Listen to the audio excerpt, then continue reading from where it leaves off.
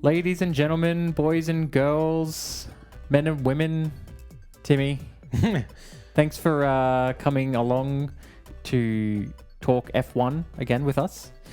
Because there's so much going in Formula One right now. So, hey, well, good news. What's the good news? What about it? Back on the calendar. What? For Pirelli tyre testing. I'm sorry, but we handpicked five specially, selected, crafted F1 news topics, and that wasn't amongst them. So what are you doing? Spontaneous podcasting. Well, that's not like Off you. the cuff potting. That's not like you at all. The script. You're very, potting. Vanilla with your podcasting. Exactly. That's what I'd say. That's what this is. Like your way of starting a podcast episode is, hello, welcome back to Box Banter. Yeah, well, I'm Timmy. I don't have 50 This is episodes Raymond. of practice. Yeah, well, that's true. 50 episodes of practice gets me this. All right. You ready? Yep, go for it. Are you ready? This is me. This is bring me. the energy. This is me doing you. Do you want to start this week? Hey, you can't do stuff off camera. That doesn't count. Only what's on camera counts, okay? No, you're doing well. We're still in the intro phase. So. But that was a bit of clickbait.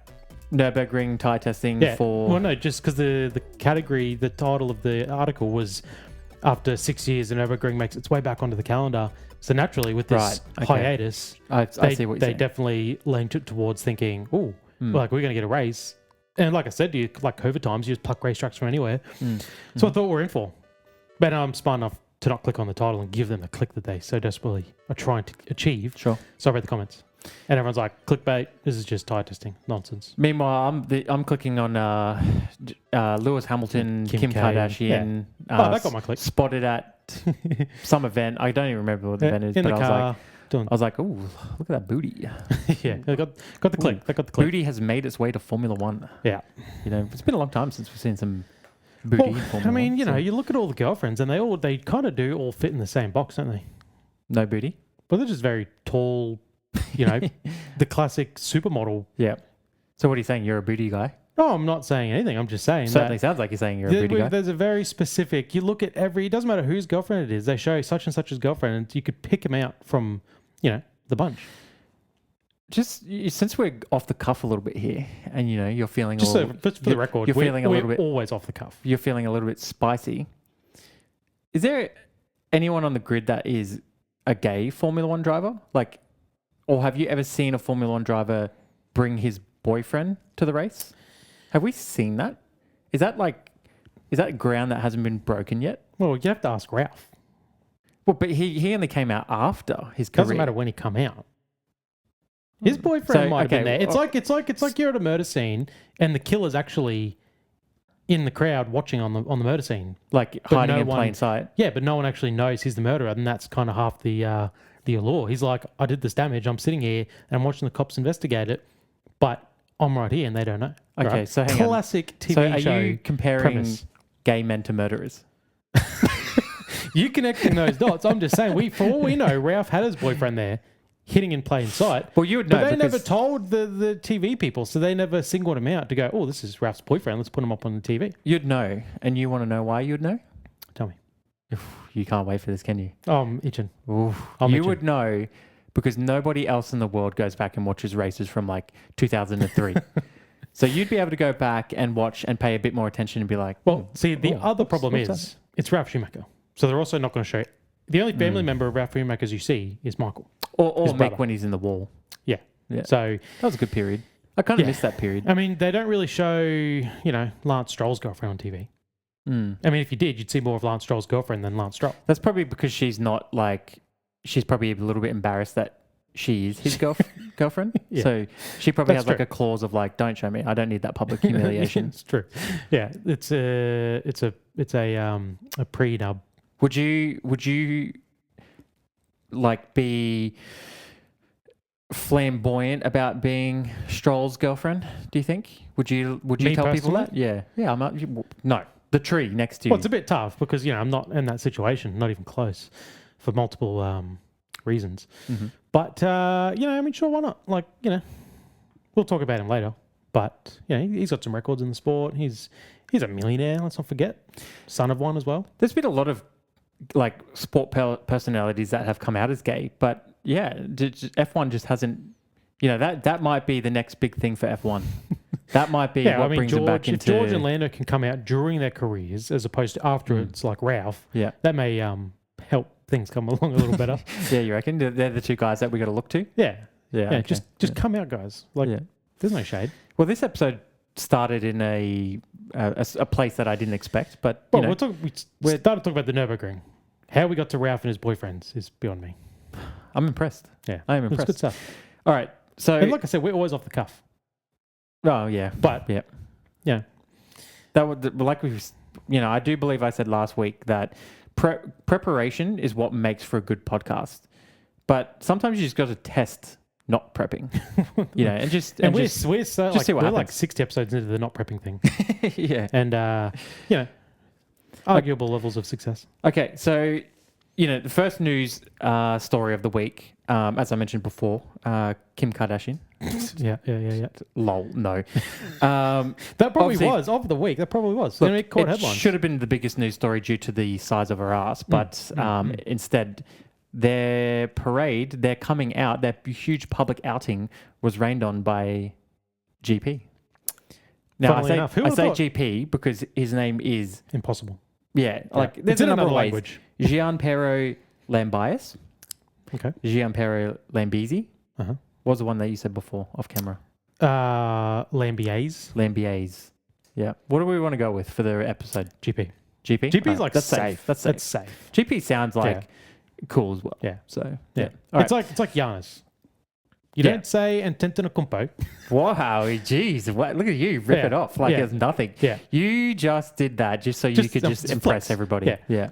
But if I read it, that's not what it would say. Because that is absolutely not what that's not how it's pronounced. How is it pronounced? No, it probably is. But like based off reading. How is it pronounced? Well, I need this. It's got every goddamn syllable and... Oh, so I got you. You only had one in you, huh? And Tekunumpu. Got him. Yeah. I don't think that's right.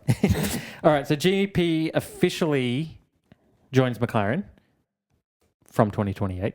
Yeah. Do you think that means he's going to take a year of gardening leave, like for 2027? Do you think that he finishes out this year, we don't see him on the grid next year, and probably not a whole year. I think they might reduce him from I imagine he probably stay on as Max's engineer, but all the other stuff, because he's like head of engineering or something as well, and he's his race engineer. So he might do like 6 more months of that, or 6 months into next year of head of engineering, and then just be dwindled down to just a race engineer, doesn't control everything. Because that's... And then just the sport dwindled down to like so jack quickly. operator. Yeah. Like rear jackman. That's the thing, like the 6 months of 2027, the last half, if he took what he knew, I mean, it's Red Bull. McLaren are going to be like, no thanks. We don't want that intel anyway. But halfway through, if he leaves... What are you going to teach us? Yeah. We're the world champions here, buddy. Exactly. Like they just want his brain going forwards, not his previous brain.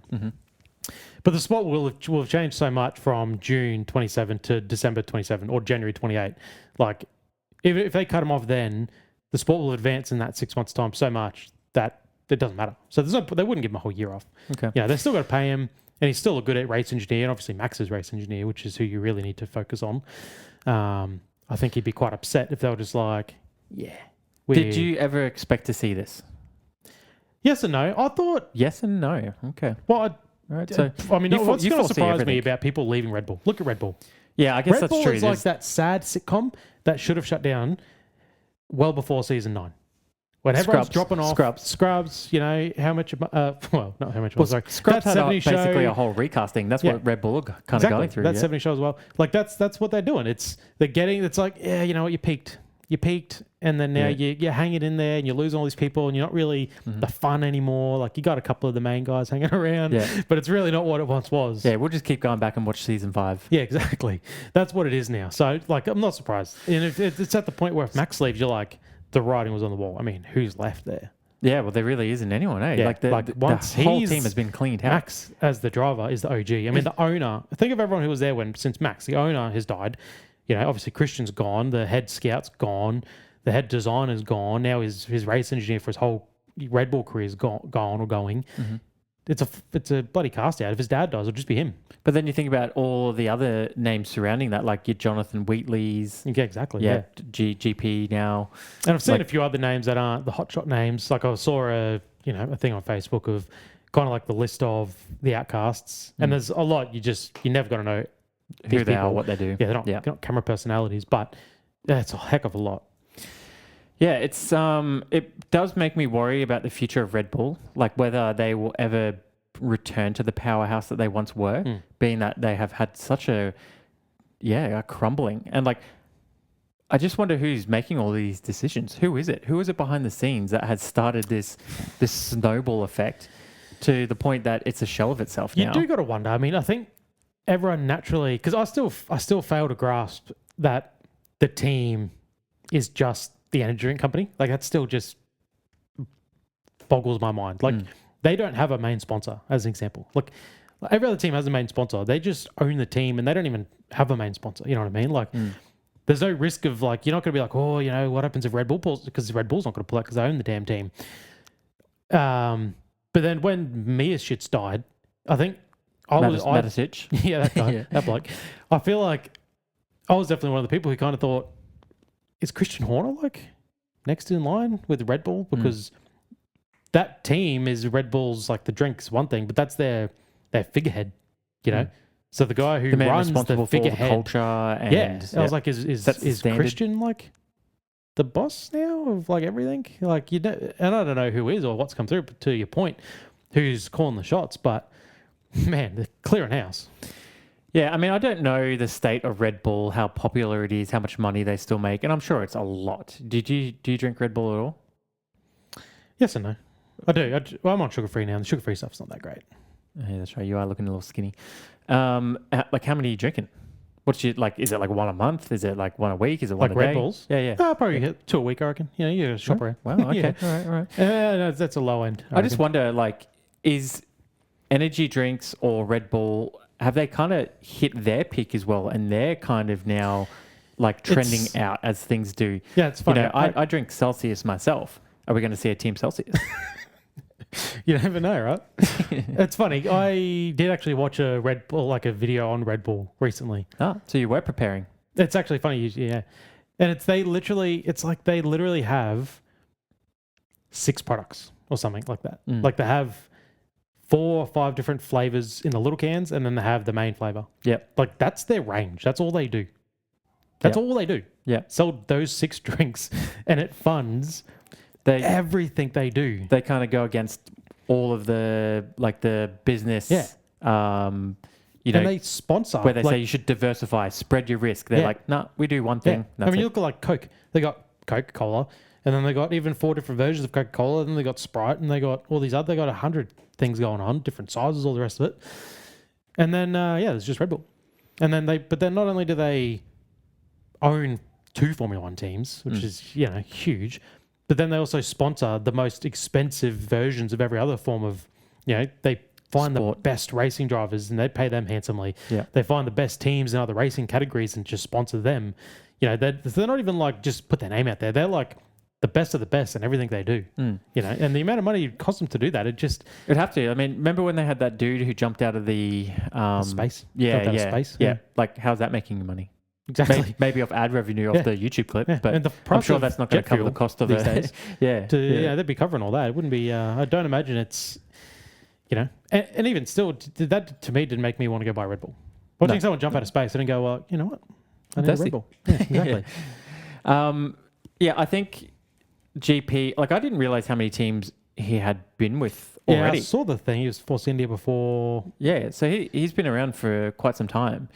So I guess it's not like he's been, in the Red Bull system from day one and he's spent his whole career there and then like, oh shit, never just saw him leave. Yeah. He kind of, I guess, has always looked for opportunities and taken them where they came. And he racked up his 10 years, I guess. Time to take some leave. Yeah, well, right now McLaren certainly look like one of the teams that are more on the up.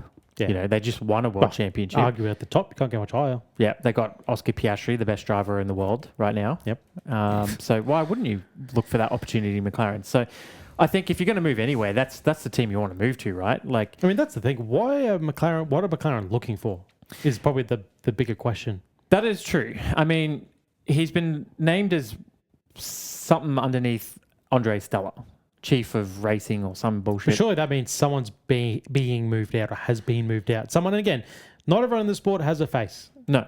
But Red Bull, for whatever reason, have I'm sure that they more didn't faces just than anybody. create this nothing position and went, here you go, here's 10 So million. whoever's under Andrea probably just didn't have a face for TV and So name we get to know. You'd have to then look at it from GP's point of view. This is a promotion because, like, whatever his role is in Red Bull, this looks like he's going to have more authority.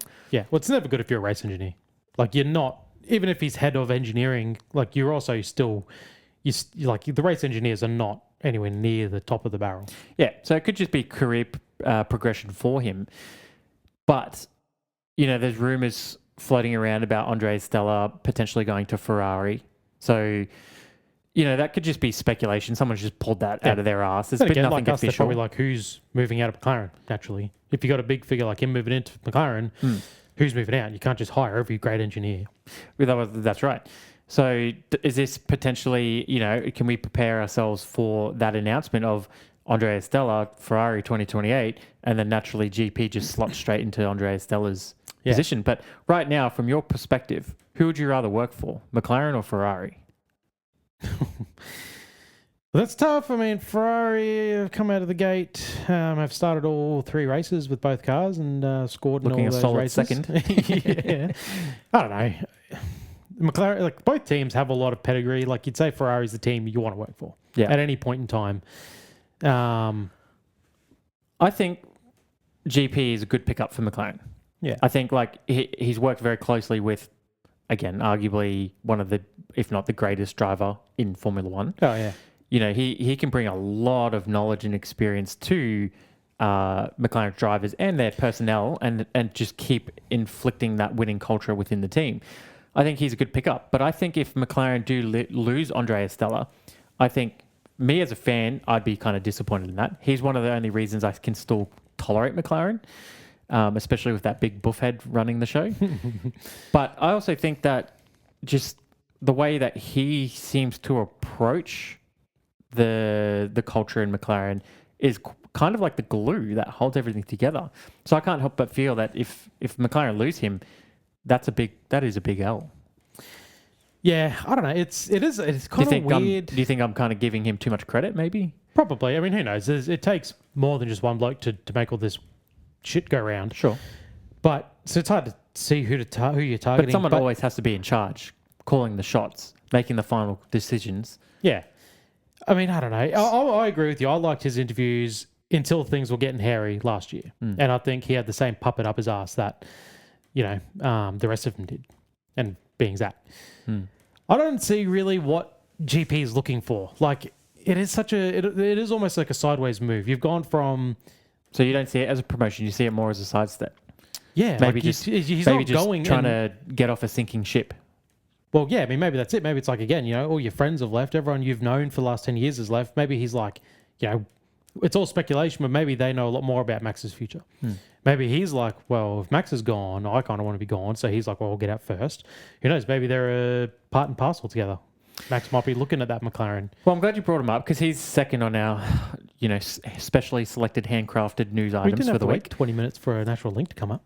Well, I was enjoying where the conversation was going. I like a natural segue.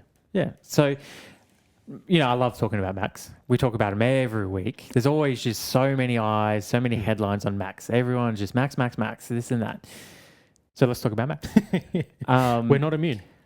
I look at this as he is either way he leaves Red Bull. So I think then it's either does he go to McLaren or Mercedes, and we know that Toto's always had a hard on for him, or does he leave F1? Would you agree? I think I think so. Yeah. Which do you think he's leaning more towards? Leaving F1, looking to do something different, or he's probably already made it at least somewhat known to GP that he wants out of the team, out of the organization, and he's going to look for the next best opportunity, probably through one of those teams. Well, I think everything and everybody, including Max, is in a bit of a holding pattern. They're already talking about potential big changes coming up after this 4-week break in the sport.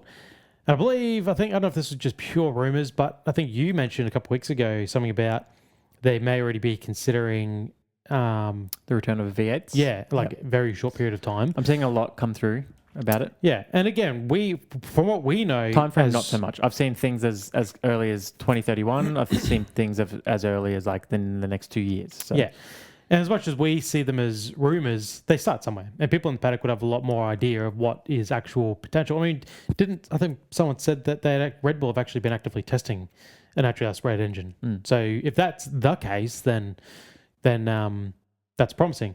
And the last thing Max wants to do is have a dummy spit, go, nah, this is all shit. I hate this so much. I'm leaving.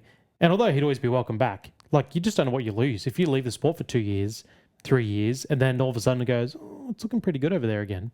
You come back and then you're out of the sport for 2-3 years. People like Oscar, all the rookies last year that are really good, they've stepped up, and then you may not be able to find the best gig. You may not be able to gel straight away. So I think he's just in a holding pattern. If they come out, if they change the cars significantly, which who knows, over the next month, and then the racing's better, then he may feel better about the category. I still think he'd probably leave Red Bull.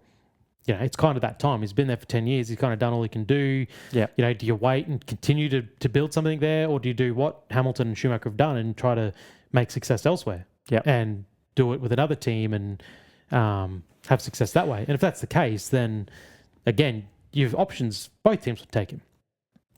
Yeah. Okay. So, all right. So if we, I like playing hypotheticals. So if he goes to Mercedes, it's no secret George is probably out. And the form that we've seen with Kimi, he's clearly the future. It seems like Mercedes have, built this kid from a lab. He was born and bred to race Mercs, and at a very young age, he's already finding a lot of success.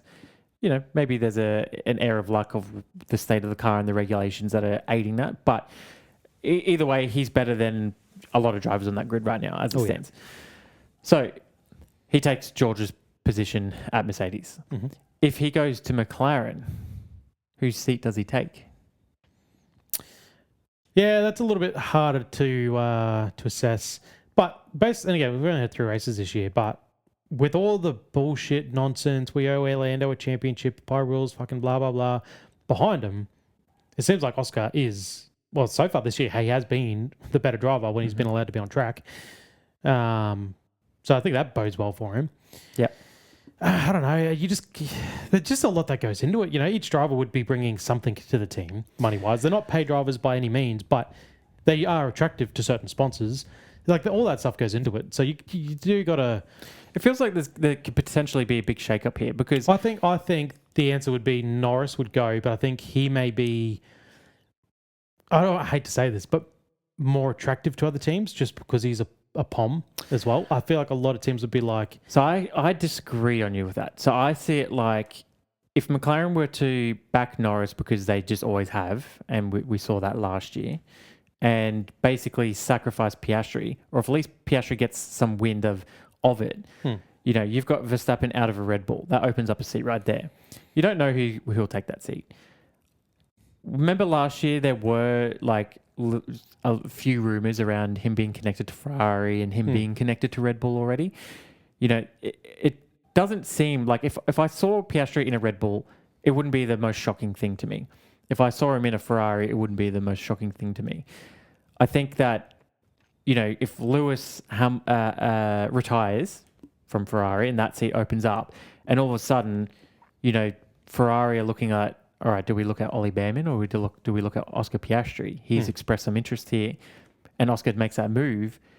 I almost wouldn't blame him because I don't think the team has necessarily been super loyal to him. Yeah, and maybe right now it is still his best drive. But if Ferrari have quietly putting together a pretty strong team here, and they're getting in the right sort of personnel, and you've got him paired up with Charles Leclerc, and maybe even after having 4 or 5 years of F1 experience, he looks like, okay, he's now going to enter his prime. If we can give him the car, he could be Ferrari's next world champion. Yeah. I see that as more of an attractive driver pickup for a team than Norris. Yeah, maybe that's the thing. He's also got 8 on his side.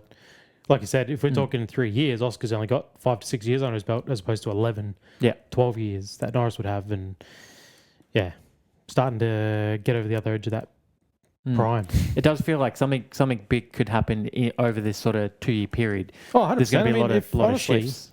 What Hamilton holds more cards than you think because he retires. Charles is, again, he's going to be that 10-year driver. He's going to be like, who do they bring in? I think he's safe if they bring in Behrman. That'll take a couple of years to develop. But if they go, all right, Oscar, Charles is going to be happy with that. That's a driver ready to go, hungry, who has proven he can contend. And Charles might be like... We were talking last week about how he's been with that team for so long. At what point do one of them break? At what point do the team go, look, this isn't working, maybe you should look for other opportunities? Or does he go like, I'm losing my goddamn marbles here. I need to get out. So then even something like with if Verstappen leaves the sport or changes team, does he pick up a Red Bull seat? In the past, it might have been like, there's no goddamn way. But that Red Bull driver program's looking a little lean at the moment. But that's the thing as well. They don't need to rely on that right now. No. If Max leaves, they've finally gotten something good from it in the other seat. They can now go back to when they hired like Perez, like hire. I was going to say, but they've done that with Perez, so this would be very similar.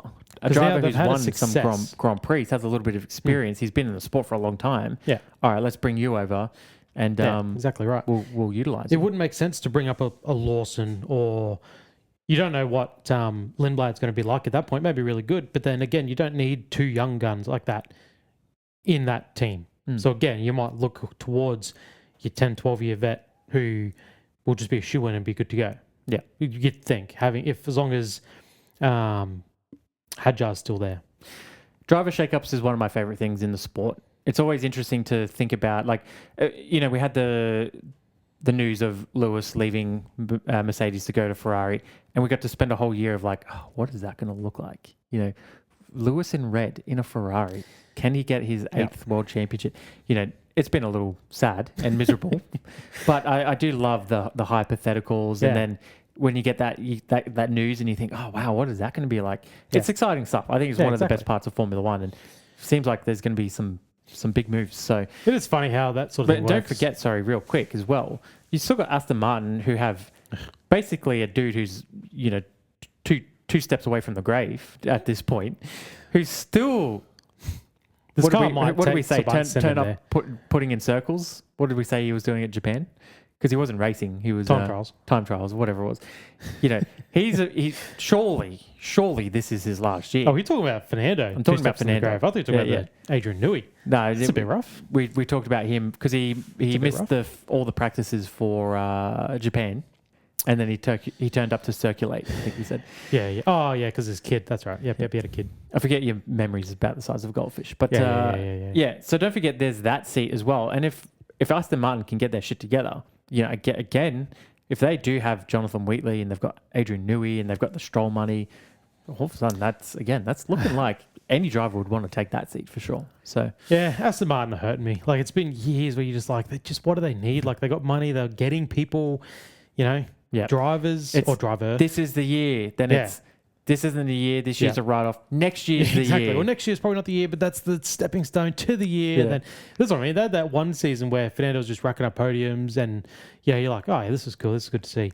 That was wasn't even a full year. I think it was like half a year. Half a year, and then the drop-off hit. Yeah, and then it's just, again, every year it's like, oh, well, we're reshaping, retooling for next year. And so I know you love a segue. So speaking of old drivers, Danny Rick had his first interview, specifically, I guess, around his career, reflecting on Formula One. Yeah. I haven't watched it. No. Have you watched it? No, I haven't watched it. No, I've only seen the sort of headlines and things come out about I don't know if I could watch it. It might make me cry. Yeah. Yeah. I mean, you are a little bit of a bitch. He may be okay with it. I'm not okay with it. Yeah. So out of the things that have sort of come out, I guess the big one that we've sort of seen is he mentioned that he's glad he got fired because he doesn't think he would have been able to retire himself. Thoughts, feelings, emotions on that one? Well, like I just said, I'm not over it. I still think, like, it's as much as he doesn't want to admit it, I don't want to admit it either, that he clearly lost something. He lost something. He lost it. He tried to come back and convince everyone that he had found it again, but he only continued to lose it some more. Yeah. And it's sad, man. I mean, I remember talking to people and be like, and they'd say, like, oh, he's not the same. And I'm like, it's not him. Like, it's the car or whatever. But then you go, yeah, it probably was him. I mean, after 2 years of saying that, you go, didn't look great. Yeah. And then it always just seemed like he'd have I mean, I remember Suzuka in that last year, he was in the Racing Bull. It was like I think he finally had a decent quality, finally made it to Q3, gets taken out in turn 2. And you're just like, not what he needs. That is his career in a nutshell. Yeah, like he needs momentum. He needs a couple of races on the board at the time. Like, and that's why it was so hard. And then he breaks his wrist. Like, yeah, he talked about that in there as well. It's like, you start to feel like, all right, you're getting some things together, and then you have a dumb accident, break your wrist, and you lose 6 more races. And it's just like, God. It's like you said, you start to think of it as, is that a bit of a sign to hang it up? But of course you can't. He was 34 or something. No, like he still had a You got solid... Fernando 10 years his elder, still going. And, because I guess he feels he still has it, which he does. And people are still happy to employ him. And obviously Ricciardo, not only did he maybe lose it, he didn't cut a confident figure. No. You saw him in the media. You saw him. He might have been able to put the smile on. There's never positivity. Yeah, it was always like, he knew something was missing, and that was the way he didn't blame anything at all. He never said it was the car of the team. He knew and that was a good thing. But it was never like, yeah, it's all good, I'll get it back. It was always like he's looking for something. He thinks he knows what he needs. It was just something was always just missing. When I think about Mark Webber's career, I think it's been defined by a fumble. So I look at his career, and I think it was the championship that wasn't. He just fumbled it at the end there, and then lost it, and then there goes his opportunity. It's probably a 60-40 split between that and basically Verstappen coming in and just putting his big boy pants on and taking over that team, and maybe Mark not knowing how to handle that at the time. Ricciardo, Mark, I'm talking about Mark and Vettel. So Vettel, okay. Vettel. You're talking for Verstappen. Yep. Sorry. Too many V names. Too many V's in the Red Bull. Too many. Yeah. Sorry. Vettel coming in and then him sort of having to deal with that and we know about like things like the famous multi 21 and all this sort of stuff. So it's sort of just defined by being at the sorry end of team orders and then fumbling a world championship that he was in control of, at least for a bit. Then you look at Ricciardo's career, and I think now it's been defined by bad luck and just a downtrodden demeanor.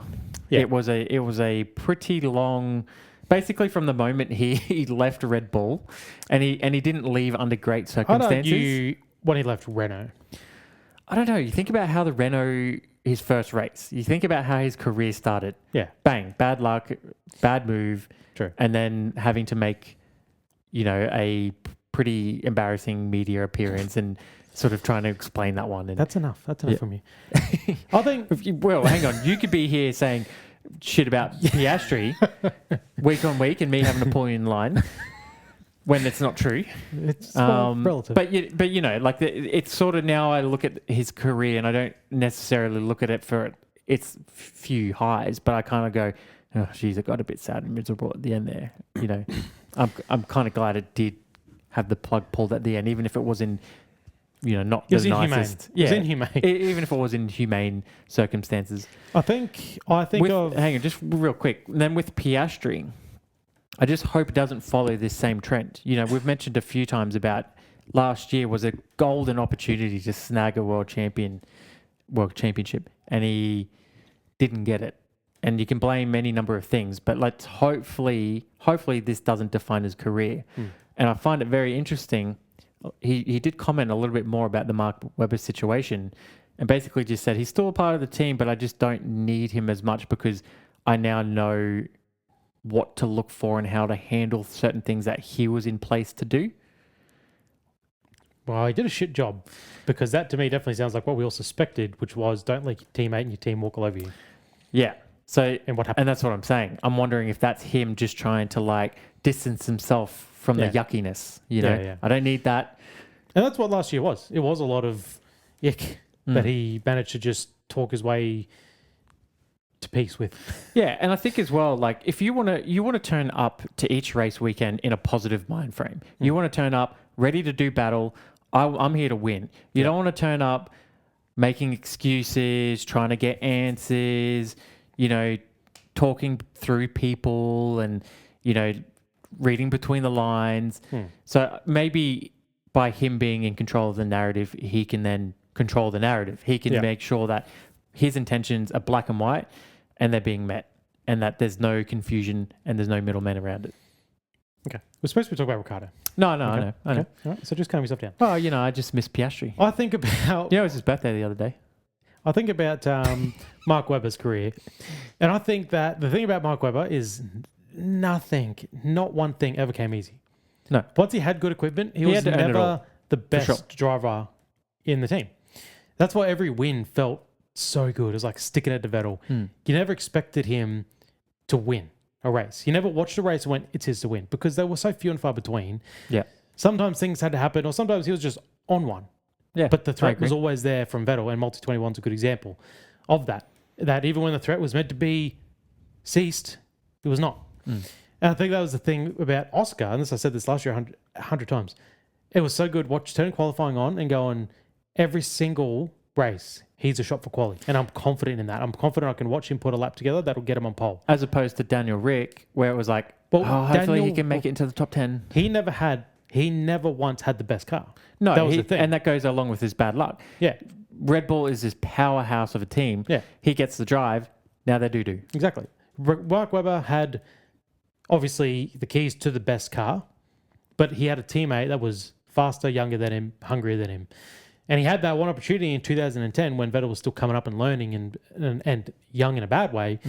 And it, like you said, fumbled. Sure. Fumbled it. And that was his opportunity gone, because then all of a sudden Vettel's got the keys. He knows what to do now. And then Ricciardo, it was kind of like you knew if he could get a sniff, he had the ability. He was the best driver in the team for a long time. And he showed plenty of times he could take it to almost anyone on the grid at any time. But the car was never quite there. Yeah. And you see compilations of Ricciardo racing in his Red Bull, and you're like, oh, man, he was special. The triple pass in... I definitely agree with all that. But I then question what was said to him to make him see a better potential opportunity in Renault. He might, I mean, the thing is, at that time as well, Red Bull weren't the best team. Mercedes were the best team. So was it a case of, man, I am fighting tooth and nail with this fella, and he could see the writing on the wall, but you're not even contending for a championship. So it might have just been a case of, like, maybe he just wasn't up for it. Like, you get the occasional race win, but you've also got to fight this guy, and you can see the team's not with you. Whereas if you go to Renault or another team, at least you get away from the Verstappen battle, and in his eyes, you're still hoping the team you go to is going to be competitive. You still hope, okay, I'll be able to fight for race wins every now and then, but you just get away from what was probably going to turn a bit yucky for him. So that's the only thing I can think of. And then, I mean, Oscar's a whole different kettle of fish. Like, you do feel like he is the next world champion. You do feel like he has what it takes. He's like a mix of both. Like, he doesn't have that. I don't think he's got that ultra aggression that Ricciardo had, the last of the late breaker, all that stuff. He's like, he's shown remember? flashes of it. Miami last year, passing Hamilton the way he did. Like, I think he can get down in the dirt if he has to. But I think methodical's right. I think if you found he could get to the last race and he'd know last 2 or 3 races what he needs to do to get that done, that's what he'll do. He kind of has maybe a little bit of a Lewis Hamilton approach, where he's like clean and precise, but then only when he's pushed does he like take the risk and has the cojones to probably pull it off. Yeah. Except he has far less bitch. Yeah, exactly. Yeah, exactly. Exactly. Yes. So just want to make that clear. Yeah, very clear. Loud and clear. All right, well, that was fun to talk about Danny Rick, and honestly, we got Piastri in there too. This is why we do the pod the way we do. We have some things here, and then let's just go on a tangent. Let's see where it takes us, Yeah, I mean, honestly, I haven't watched that video because I just think it will make me sad because, I mean, I started watching the sport when Webber was in I've got a Ricciardo shirt. I do miss the guy. I do miss those long nights of staying up watching him racing and just hoping to see some of that Ricciardo magic. You know, it is an era of F1 I do long for. I mean, I that's yearn for. It doesn't matter who you talk to. Like the whole smile thing, like, you know, whatever. But that's what Oscar's missing. And that's what I struggled with to begin with, is that his first win, he gets out of the car and it's like, yeah, it was a bit soiled, but there's not a whole lot of emotion, which I've come to like because I'm the same way. I was going to say, they're two opposite sides of the Australian coin. Yeah. You got Daniel Ricciardo, who's the larrikin class clown, asks you if you have hairs on your balls yet, you know, like always cracking a joke, making light of the situation, you know, and maybe not taking things as seriously as what he should. Exactly, yeah. And then you got Oscar, who's the very down to earth, doesn't show much emotion. Yeah, nothing phases him. Nothing phases him. He's just cruising along. Yeah.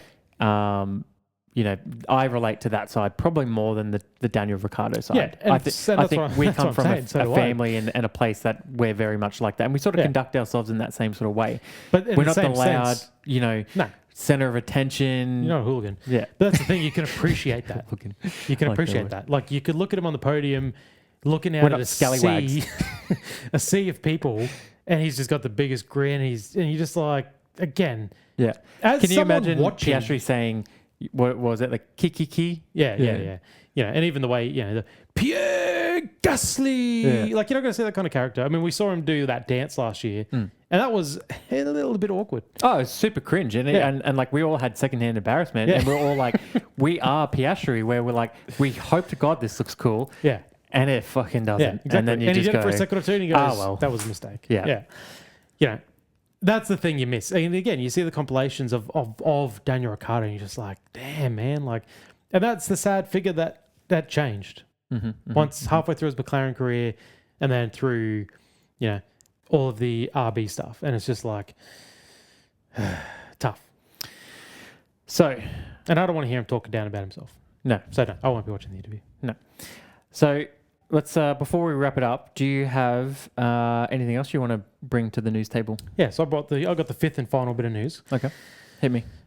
So I'm surprised that you actually didn't know this or have this yourself, because I know you're such a GT3 fan. I'm not. Big time GT3. I'm not a GT3 fan. Yeah, you watch the Nürburgring race, you do everything. I watched Verstappen. Oh, okay. I watched the Verstappen feed, and I didn't watch anything else. Well, so, and I know how much you also love this particular track. GT3s were at Paul Ricard doing an endurance event. God. Yesterday, I believe. God. Even worse. Yeah. Like, make the pain just, you know, make the drivers suffer for even longer. Yeah. And I believe if Max wasn't racing, his team was there. Like, he was there. I don't know if he was racing or not, though. But his team was there. Anyway, so Stroll was in the field. It's just, I saw this and it just made me laugh. Do you want to take a guess at how long his penalties were? Like, so you got a couple of penalties, and what the collective total was for all the penalties? Yeah. All right. 80 seconds. Wrong. Okay. Higher or lower?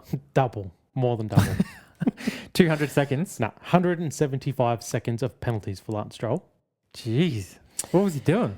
Ignoring blue flags. So he got 60 seconds for ignoring blue flags. Of course, which is hilarious, because if anyone should know what a blue flag is, it should be fucking Lance Stroll. And then not only was he slow and getting blue flags, he was also exceeding track limits and got 115 seconds. So he's cheating too. Time penalty. Yeah. And that would, exceeding track limits would normally make you go a little bit quicker. Unsportsmanlike and cheating. Yeah. And then he finished, I believe it was second last. He finished 48th overall out of 49 cars. Okay. So his girlfriend is well within her right to hide her identity. Sorry, that was 3 penalties. The 60 seconds for blue flags, actually 2 separate blue flag infringements. Did you hear what I said there? Yeah. See how I brought it back to the girlfriend back to the start. Yeah. Embarrassed about being his girlfriend. I kind of like that he did that, just in the sense of showing that, like, you know, Verstappen wasn't this, like, racing a bunch of you're a Formula 1 Sunday granddads who have a bit of money to, you know, it was like he actually did have to work for it. And I think it also shows some good that drivers. You're not, like, you'd probably just assume a Formula 1 driver could go race in any category and be good, so you shouldn't be shocked to what Max did. And that's, I think, what it shows. Is that... So, let's flip it then. Do you reckon whoever's leading that championship or won that race, do you reckon they could step into an F1 car and outperform Lance Stroll? I mean, that's a bit of a dumb thing to say because, Well, why is it dumb? well, because Lance, and again, Max is 1 of 1. So forget about Max before I say That's why I this. didn't say and beat Max Verstappen. That for a second. Already Lance had. is I didn't jumping bring it up. into a car that he doesn't race all the time. So it depends. Are you saying can someone jump into a Formula 1 car and beat Lance straight away? No, I'm saying can Well, that's the the person thing. So winning... maybe you need to give Lance a couple more races in a GT3 car. No. I'm saying can the GT3 leading driver right now step into Lance's car and outperform Lance and not come second last? Straight away. Yes. Probably not. Definitely not. I reckon he could. I think Formula 1 cars, even now, especially now, No, Alonso came out and he said anyone can drive these cars. Anyone. It does don't not take think so. skill or talent. He did. That's your You boy. still need to Those words control came from the your battery. boy. Are you going to go against what your boy said? I'm just saying. You need to control the just battery. look at the steering wheel. You look at the charge bar and go engage. It's like playing a PlayStation. Is it? Look at the steering wheel Yes, and that's tell what they're me. saying. They literally There's- compared it to Mario Kart. Drivers who have experience with at least playing with 100 knobs in a lap initially. I like you. I know how you love to play with knobs. So. I have 3 gold stars on all Mario Kart tracks right now. I am qualified for Formula 1. You know what? I just don't believe you. Is that in hard mode? Easy mode? Medium? 200cc. Is that like the That's good one? hardest. You need to play Don't some more play with Mario the Kart. kids. So you're playing the wrong kind of racing simulator. Yeah, well, clearly. I don't know. I think, like I said, I just think the best thing is that and Max doesn't need any proof of what he's capable of. No. But the fact that he's able to get in a GT3 car at the hardest track in the world, especially to just know what next It's corner's damn coming up, impressive. and be able to just lap 5-10 seconds quicker than the next car. And then, I already mentioned they race at Paul Ricard this week. A track that Lance knows just fine. Done plenty of racing there. True. So That's true. again, Good point. how many things could be in the bloke's favour? You're jumping in an Aston Martin, which, whatever, it's GT3 car, it's completely different. But you're jumping in a GT3 car that should be a lot easier to just drive in general than your Formula 1 car on a track you know very well. And to just shit the bed at an almighty level. I just love that out of every driver to be like, oh, Max can win GT3 races. That's easy as an F1 driver. I'll go to GT3. And do you like my Lance voice? That was pretty good. It actually was pretty good. Very nasally. He's a bit of a brat. I love that. Then, he, like you said, he shits the bed completely and then comes away with his tail between his legs. So, I mean, second last. Yeah, I remember saying at Japan, he had quite a bit of like an air of positivity about him for the first time in about 3 years. Now that's been stomped out. Yeah. I'm sure when we get to Miami, everyone's going to be like, "So Lance, what happened to Paul Ricard there?" Hey, I mean, could you also imagine watching that the race? best you could do? Could you imagine watching that race? I tried to watch it a little bit. I turned on KO. It was on KO, and I was about to watch the one of the NASCAR races yesterday, and I clicked onto it, and I was just hadn't started yet the NASCAR racing, and I saw endurance racing at France, whatever. I clicked on it, and it was the podium. I was like, okay, oh well, whatever. That's a shame. Yeah, exactly. But I was like, could you actually imagine watching an endurance race on that track? On an airport, a painted airport, is effectively what it is. Yeah. Rough. Someone asked me the other day what was wrong with that track, and I was like, "Well, buddy, how much time you got?" Well, you just got to say, tell me what, in your eyes, what would negate a good track? Tell me what you think is a good track, like features wise. Yep, and then it has undulation, gravel traps. Yeah, well, it doesn't have any of that. I think that tracks, no matter what, should always punish the driver for making a mistake, whether that's through a gravel trap, whether that's through a wall, whatever. This has zero risk. You can make every mistake under the book, and Lance clearly did, and you can still finish the race with all 4 wheels. Like, no wonder he exceeded track limits, because if he couldn't exceed track limits, he would have been clearly in the bin very quickly. Yeah, because they would have been very naturally causing.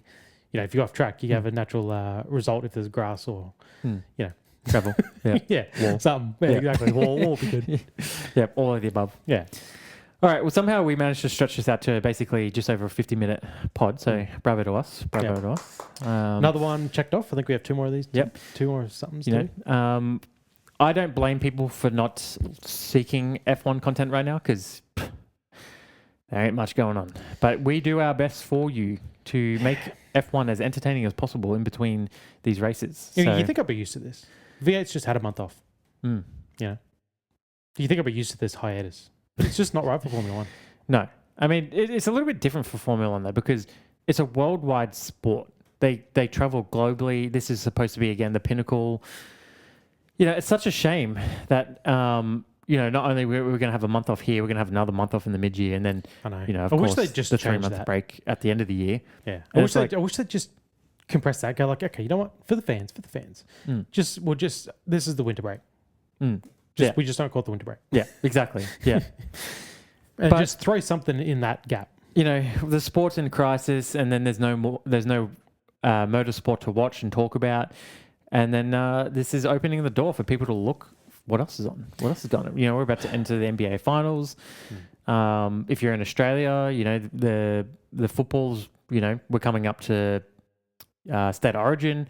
The football is starting to really, you know, you're starting to work out who's good and who's not.